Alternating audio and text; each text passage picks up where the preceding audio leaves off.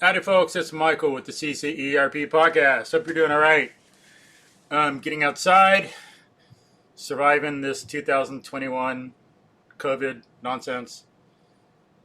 Get outside, get exercise, learn more about health and human nature, human ecology, what we need to survive and thrive, live well, be a good human animal. So today we're going to talk about natural movement, fitness, the outdoors. We're going to be doing some episodes with some good folks from my cohort at the MovNat Level III Certification, New Mexico, beginning of September 2021. And this is episode 1 about that. But we'll be talking about all these things, the outdoors, movement, MovNat. But some people couldn't make it today because of last minute scheduling changes, but Nick and I are sticking to it. So, Nick, could you introduce yourself to folks and tell us about your background and the outdoors and MovNat? Yes, thanks, Mike, for having me on. My name is Nick Burroughs. I am from Virginia originally, the southwest part actually, and I'm a physical therapist by profession. Been doing that about 20 years. Been involved in all sorts of things in my life. The Peace Corps volunteer in Madagascar, and I've always loved the outdoors. Grew up outside, pretty much playing, a lot of camping in high school, college, and when I discovered MovNat in 2019, I heard Erwan LaCour on a podcast, and it really intrigued my interest. I bought his book, and I devoured it, and it was read in 2 weeks, and I totally changed my outlook on life and what I guess my approach to life. I guess you can say it was a life-changing experience. Yeah. Got involved in MovNat and haven't looked back, really. Sweet. So, did you get your L1 and L2 Level 1 certification and Level 2 certification like the same weekend somewhere? Yeah, so I started training MovNat, I believe it's March 2019, and I just, from Erwan's book and then watching all the YouTube videos, getting outdoors, learning ground movements, learning the basic crawling, climbing, running, jumping, throwing, lifting techniques. And I just kept doing it and doing it. Actually hired a MovNat coach, Cool. an MCT level 2 initially. We had a couple sessions together. He was located about an hour from me. And I honestly just kept falling in love with it and getting better at different movements. And I decided to pursue a certification, not only for my personal gratification, but in my profession. I really saw how natural movement could be utilized in the rehabilitation world to help people overcome debility and other injuries, illnesses, etc. So I did my Level 1 and Level 2 MovNat certification in Asheville, Virginia, about a year ago, actually, last October, October 2020. It was postponed twice. It was originally scheduled for March of 2020, but COVID and all the regulations behind that pushed it back. And I went down to Asheville, spent 5 days in the certification, and loved every minute of it. It was actually a certification that was completely outdoors. Cool. All 5 days. We had I guess you could say a big shelter there that if we needed.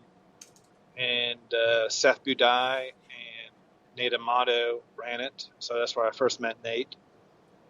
And it was great. I learned, it was good to be around people who wanted to learn and thrive with natural movement. So I met some people, and we had a great time. Nice.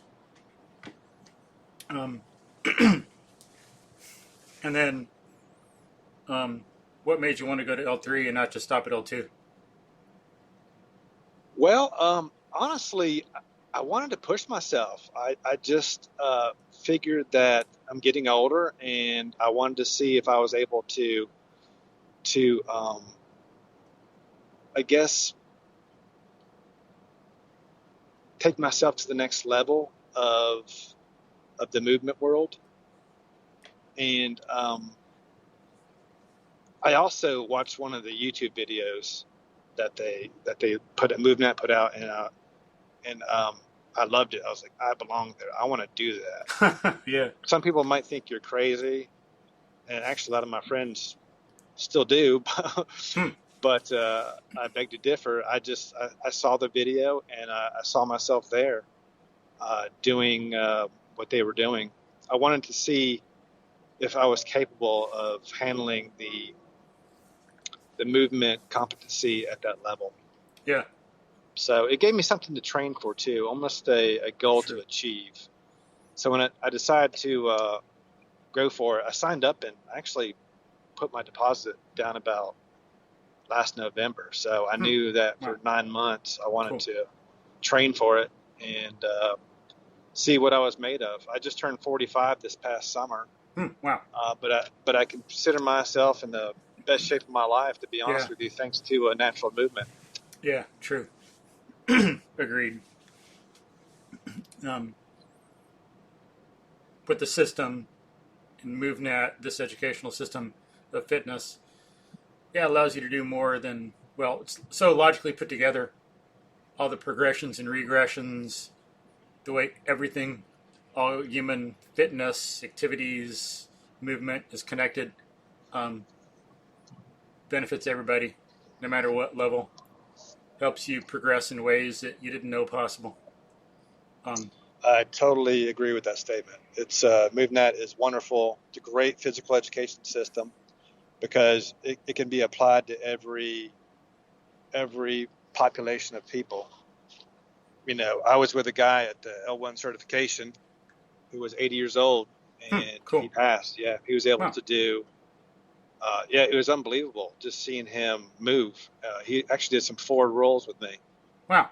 Sweet. Yeah, and I've never seen anybody that age do something. So it just, it's just I mean, I sat back and I originally thought he was about 63 years old. Huh. Cool. And somebody told me, he's like, yeah, Dave is 80.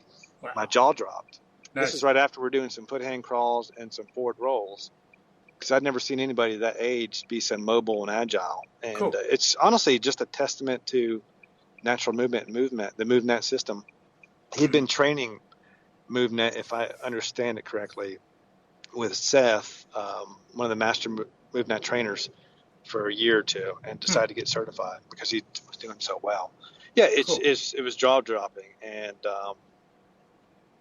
I'm still kind of in awe of what I saw that weekend. I bet.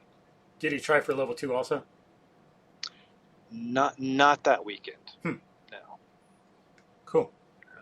Do you think he's got it in him to get it though? I'm not, perhaps. Yeah. I really don't know. I didn't see any level 2 skills. I didn't see him performing in level 2 skills. Yeah, weren't able to assess. Yeah, cool. But what was his background? What did he do when he was younger? Do you know? I didn't talk to him that much. Yeah. I do think he did have a story on the MovNat website under their journal. Mm-hmm. I think they wrote about him. I think I've seen some stuff about him. I want to say he was in. I want to say he was in the Air Force, the military, years ago, and because I don't know how many. It's fascinating, and honestly. What? Go ahead. I was going to say, I can't remember what I was going to say. Honestly, something Air Force background. Yeah, well, if he could do it, I think if you apply the MovNat principles to any person of any health status, ability status, any age, I really think most people could achieve an L1 type of movement capability. Give it some time and practice, and the system's so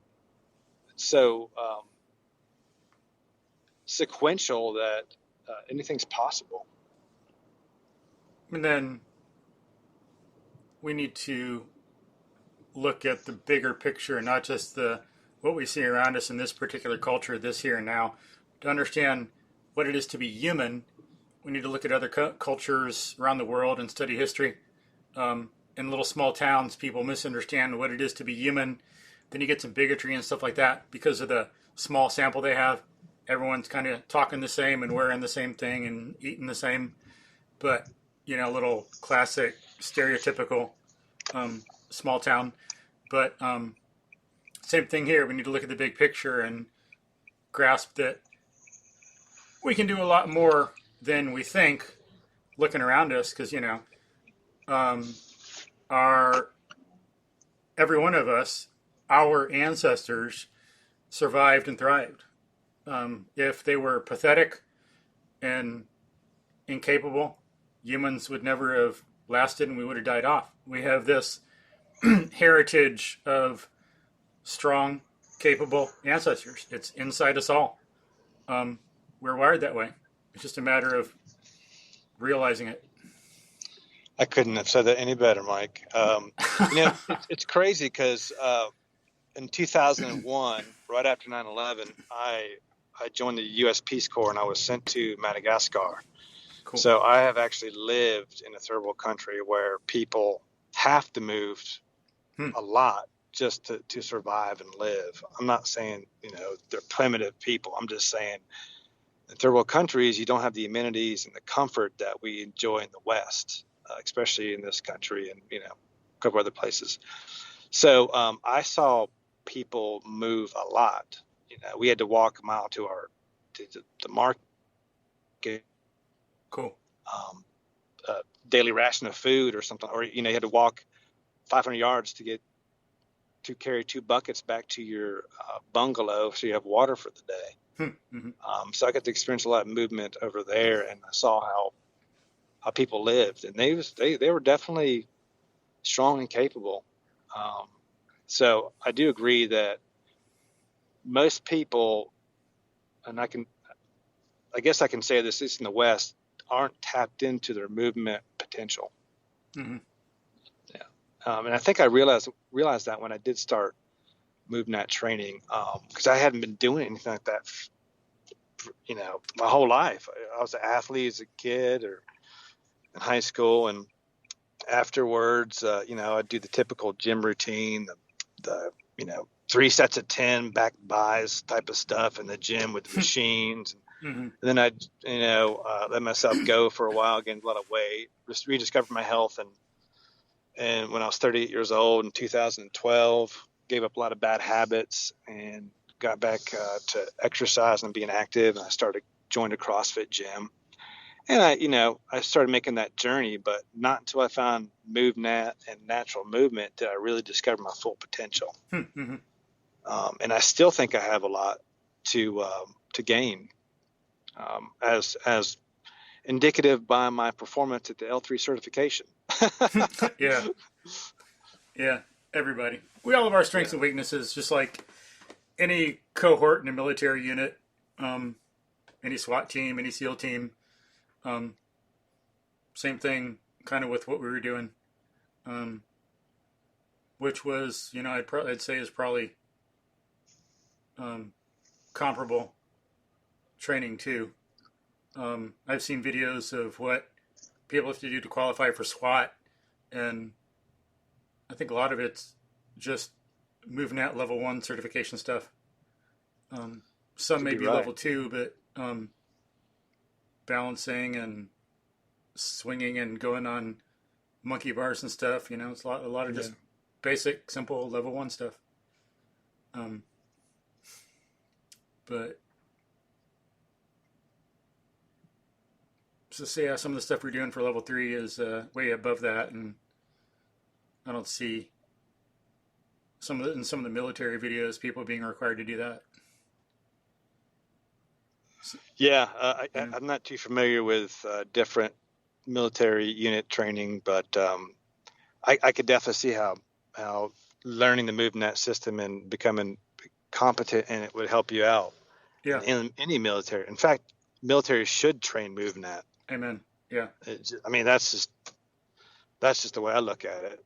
Yeah. Definitely. Yeah. Get out of the gym and get in nature, because wars are fought in outside. Yeah. Well, maybe not anymore, but Yeah, in some ways, but yeah. whether suburban or rural or in the wilderness, in managed nature, that's still where they got to go. People need to be prepared for it, and being in a gym doesn't.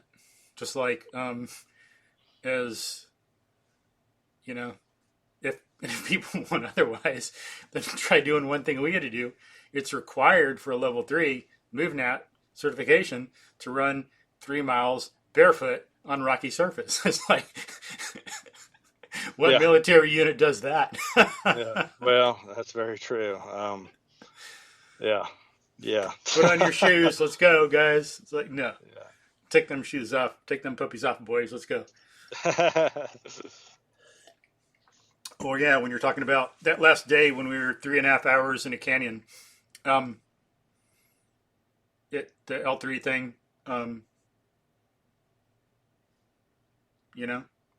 guys were barefoot and shirtless. Yep, and it was a very intense experience. Honestly, looking back at it, if I didn't think I was capable of the things we did that Sunday morning, but we did them. Yeah, we did them. We were all together as a group, a tribe, being pushed by some great coaches, and it was pretty phenomenal. Just like what came out of us that day. Yeah, as far as our physical prowess, our physical capability, our resilience, our strength, our motivation. We all had each other's backs, and we wanted to get it done, and we did. It was great. And then the best part, when we were done, just the exhilaration of what we experienced together was even better. I mean, we were all on a cloud 9. It was pretty crazy. Yeah, in that environment too. In the wild, beautiful, beautiful blue sky, beautiful trees, beautiful rocks. It's rugged. It's not like being in some confined environment where you're suffocating indoors. Oh yeah, it was great. It was. I can't put it in words. As far as how it made you feel after you were done. During our the arduous task we did. Yeah, it was painful. It was exhausting. It was strenuous. All those adjectives. But once we're done and realized what we had completed, it was like, wow, man, how did we get through that? And how none of us quit. We all stayed together as a group, and we got it done. Yeah. And if you're not ready, I know if you're not certified level 2, you're not done with the skills down, you're not conditioned, then yeah, like someone's going to have to carry you out of the canyon. You're not going to be able to handle it. Ain't going to be able to hack it. I know some people can go hard in the gym wearing gloves where it's all soft, and they can be strong in some ways. They can pump a bunch of weight, deadlift and squat that we couldn't.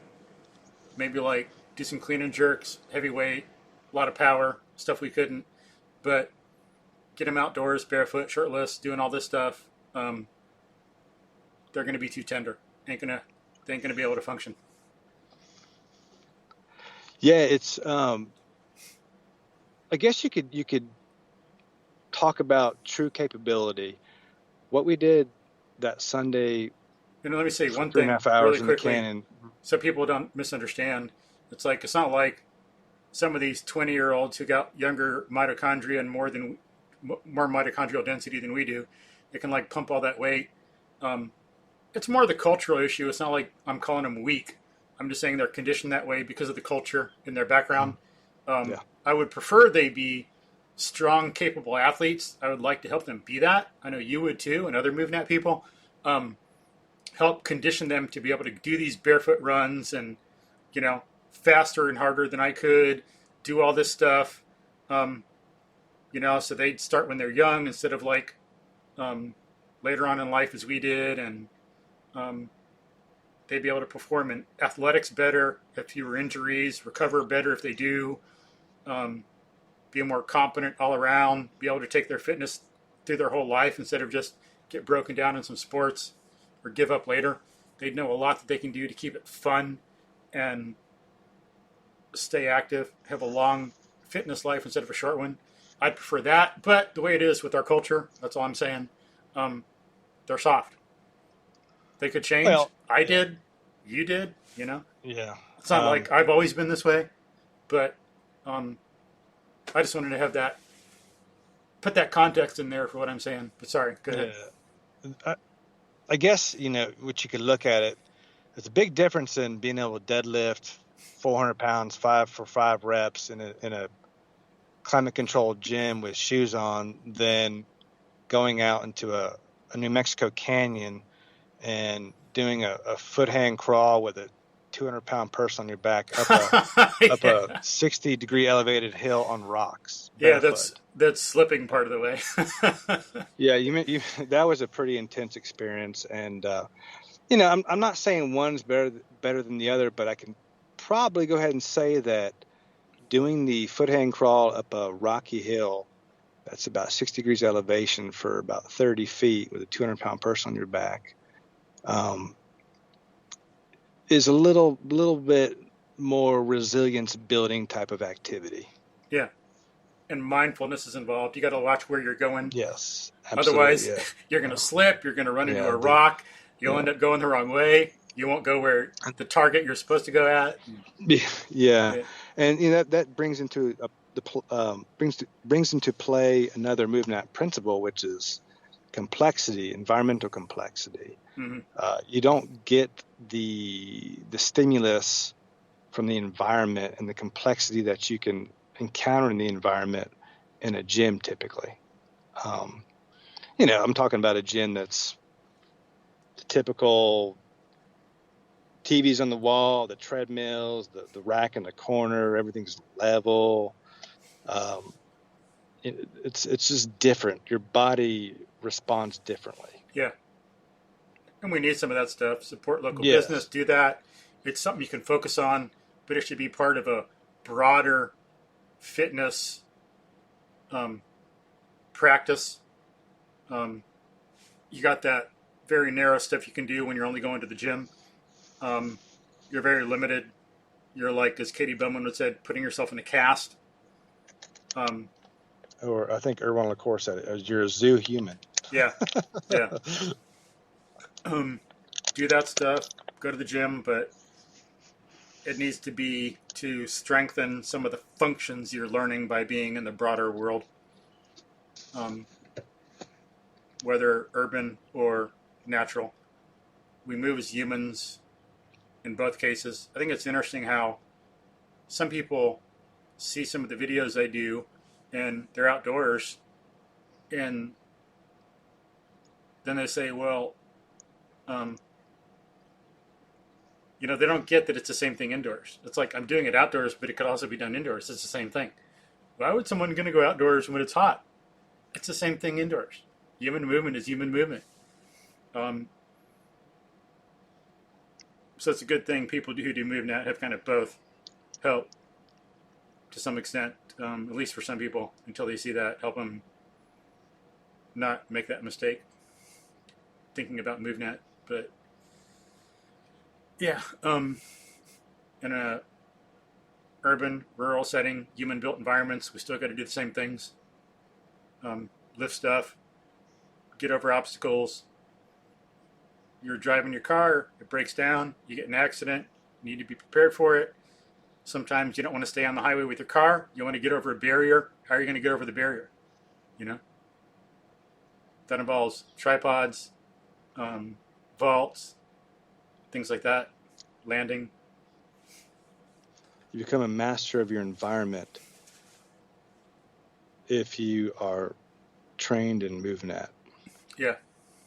You develop confidence to tackle any task that's put in front of you, whether it be carrying something over something, crawling under something, balancing on something that most people might fall off of.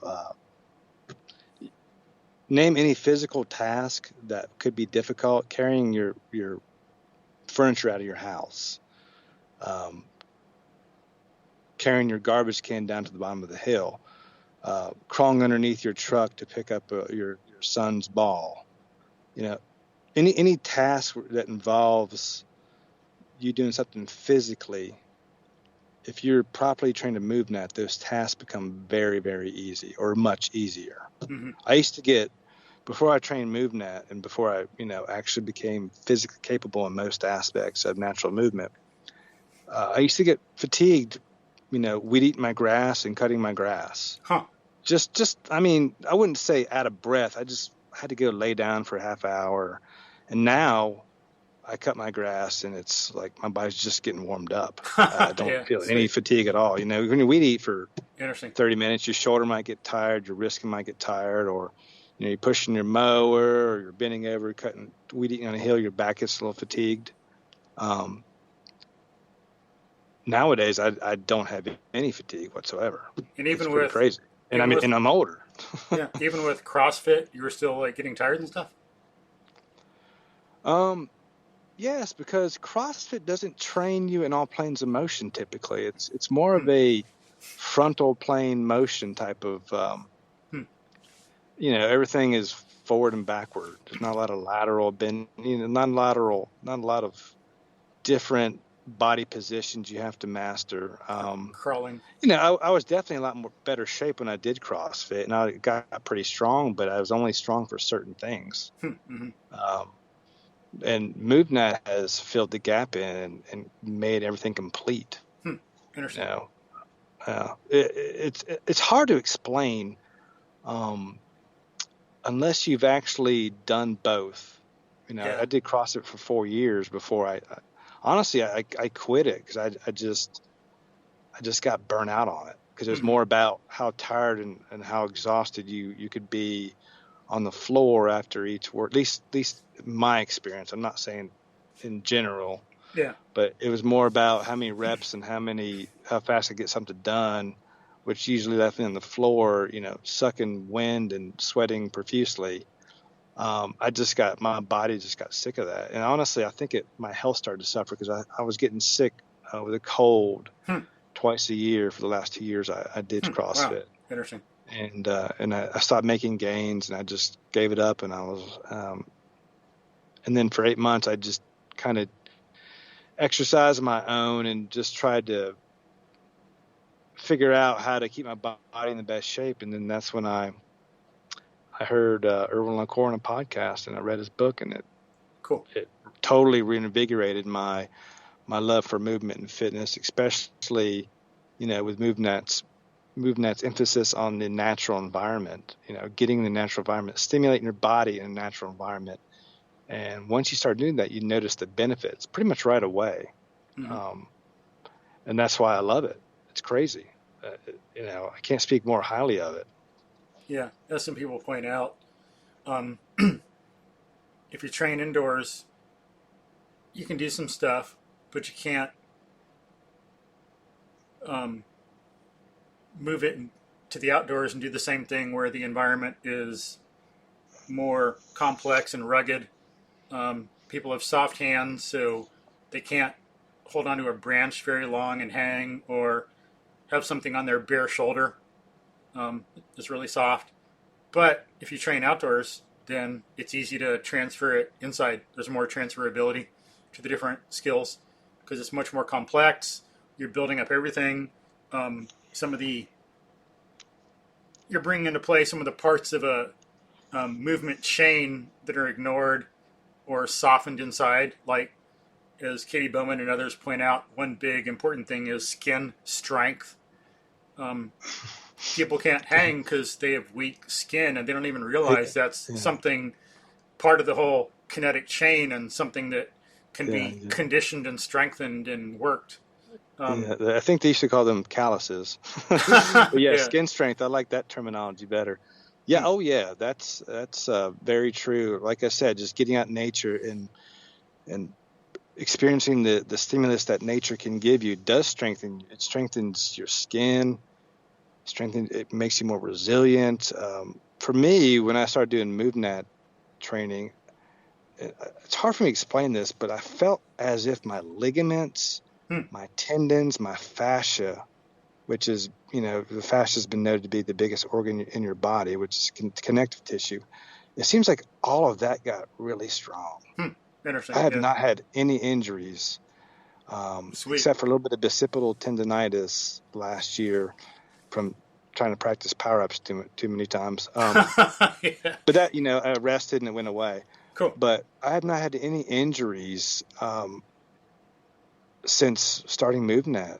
Uh, even L3, all the crazy movements we did and the positions we put ourselves in, I was fine. I mean, my skin Yeah. I had some, cuts and bruises, but it wasn't like a significant musculoskeletal injury. Yeah. And it's crazy because I was getting, before I discover MovNat and decide to, make my transition to minimal footwear, train barefoot, et cetera, I was getting plantar fasciitis twice a year, Huh. from running, because I try to go for a good run one day a week. Hmm. Actually, yesterday I went for a 3 mile. Cool. I still do that, but Hmm. 3 or 4 years ago when I was doing that, despite having these crazy, Nike footwear, whatever all the Modern crap that the science. corporations put out, yeah. Yeah. I was getting major plantar fasciitis and I couldn't run for 2 or 3 weeks. I'd let it heal, Hmm. and then I'd slowly get back into running. And then by the time I'd start running good mileage again, it acted back up. But my transition into the barefoot minimalist lifestyle, which I still adhere to today, even more so since I've come back from L3, because I realized my feet weren't as strong as they should be. We won't talk about that though. Um, uh, I I have had zero. I'm talking zero episodes of plantar fasciitis, and I'm probably more active in my feet than I was 3 or 4 years ago. Yeah. It's crazy. So I just think that the barefoot contact with the earth, it really makes your connective tissue, your fascia, your supportive structures in your feet much stronger, Yeah. Your feet and get to be therefore, feet. Yeah. yeah, and therefore more resilient to take on any stress that you might place yourself in that might cause a plantar fasciitis type of syndrome. Hmm. And I've heard that from other people too. Um, Going barefoot, their plantar fasciitis goes away. Um, Yeah, and it's crazy because now when I have a foot patient in my professional life as a physical therapist, one of the first things I tell them to do is walk outside in the grass barefoot. Good. Sweet. Don't step on any pricker plants or sharp Yeah. rocks until your feet are ready, but Yeah. get out there and just get your feet in contact with the ground and just walk.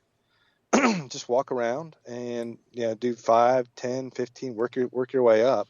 Now, I will say this, making the transition to the barefoot minimalist lifestyle, it took some time because once I took my shoes off, those Nikes or whatever I was wearing, I did have some calf cramping and a lot of calf soreness. I Mm-hmm. wouldn't call it an injury. It was just like my muscles had to adjust. It took me Yeah. about 3 months to really make that transition. So, and I think MovNat talks about that too. Is make that transition slowly. Yeah. Don't take your don't if you have never been for a barefoot run, don't just take your feet off and run on the road for 3 miles. Don't take your shoes off, excuse me, and run on the road for 3 miles. It's not going to work out pretty good. You're gonna hurt. Yeah. But make the transition slowly. And friends of MovNat, friends of each other, talk about that too.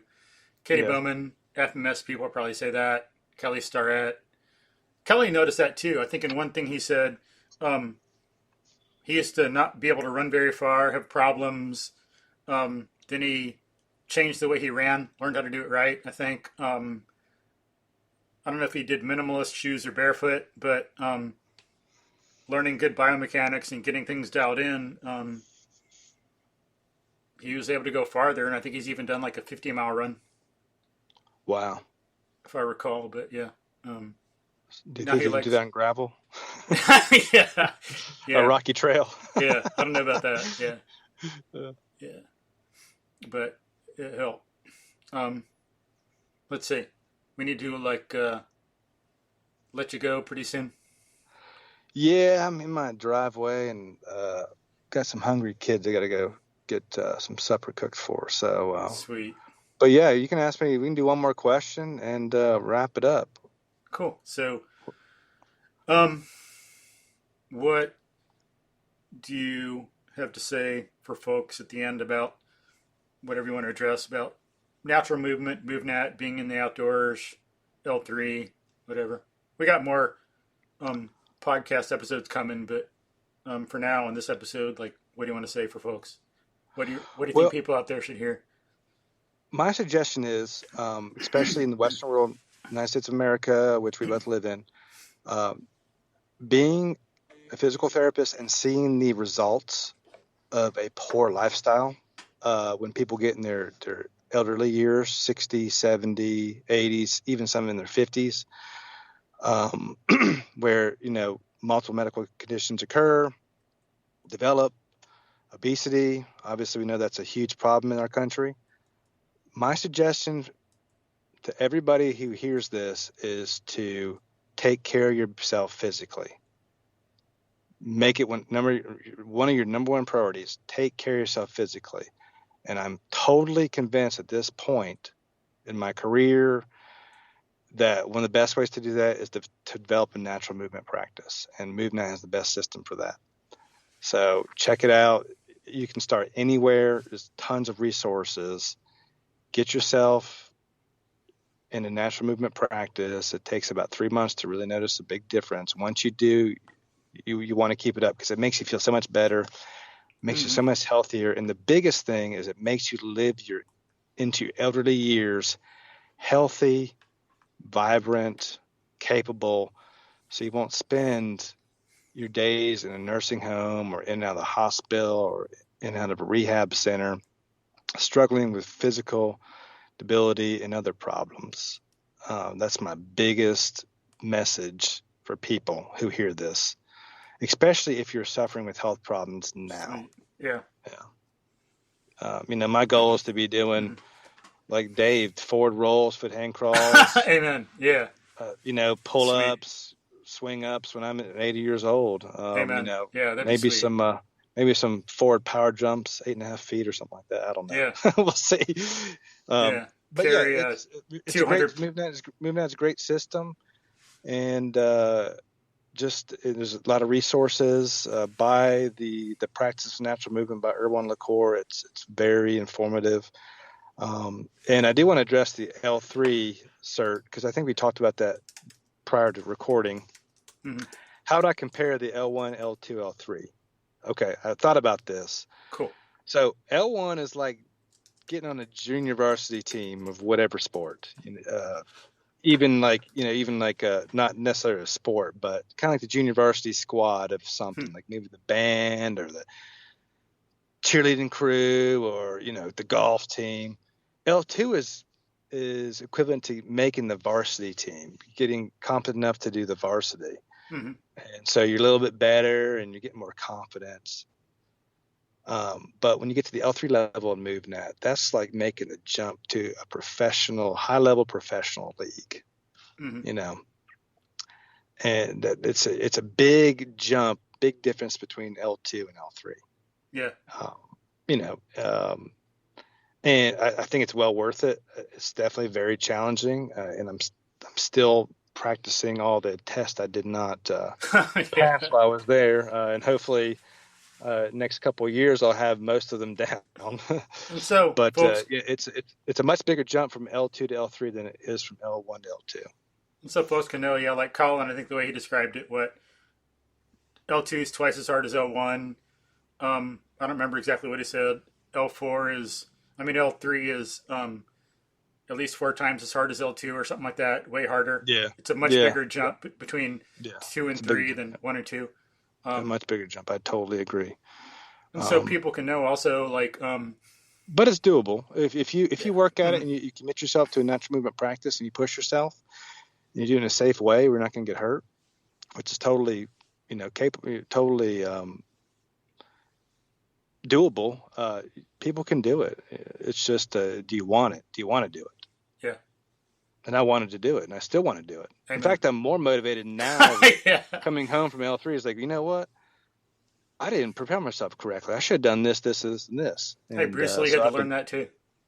Huh? Bruce Lee had to learn that too. Not for Yeah. moving out, of course, but just in a fight he had one time. Wow. He won, but he was disappointed in himself. He was angered for a long time. His wife was trying to console him, but he's like, "Yeah, I won, but I didn't win fast enough. It shouldn't have been like that. I shouldn't have lasted so long." He was just, deep down disappointed in himself. Wow. Yeah, one of my mentors growing up, one of my high school coaches had the best quote that I still remember to this day. And it's one of those motivational quotes. There's so many out there, but I like this one.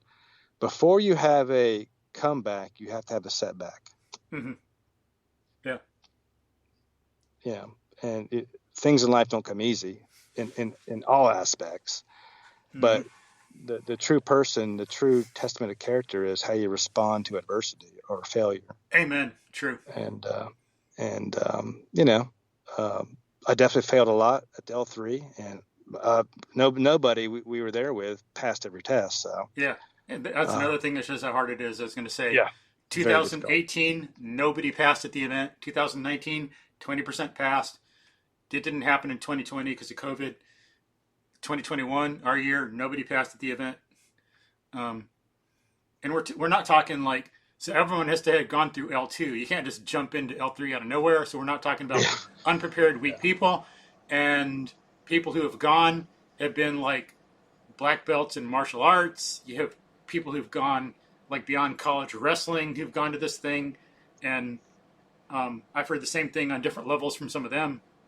Oh yeah, like Navy SEALs, Special Forces people. They don't always pass the first, like at the event. But even some people failing level 1, yeah, like some people who are MovNat trainers, I hear them saying that's like one of the best things that happened to them. They didn't pass, and as you say, it kind of separates the children from the adults and who's going to step up and go after it and who's not. Makes a difference. Failing and then sticking with it and passing. Yep. I actually failed my L1 balance test the first time I took it, and my L2 balance test the first time I took it. Wow. But I worked at it and got better. Actually, I passed the L1 the same weekend. Sweet. And the L2, I just went home 3 days later and practiced a little more and passed it. So. Yeah, I had to do one thing after L1. Hit the video, if I recall, just one thing, maybe two. I'm sure it was one. Pretty sure. So yeah, I failed level 1. Had to do one thing. Level 2, I passed. Then of course level 3, I got 5 more tests. I got to try to conquer and knock out. All right, Mike. Hey, good talking with you, buddy. Awesome. Same. Miss everybody from our group in Santa Fe and Glorieta camps. It was such an amazing experience. Something I'll never forget. And thank you for including me on your podcast. I really appreciate it. Heck yeah, I look forward to.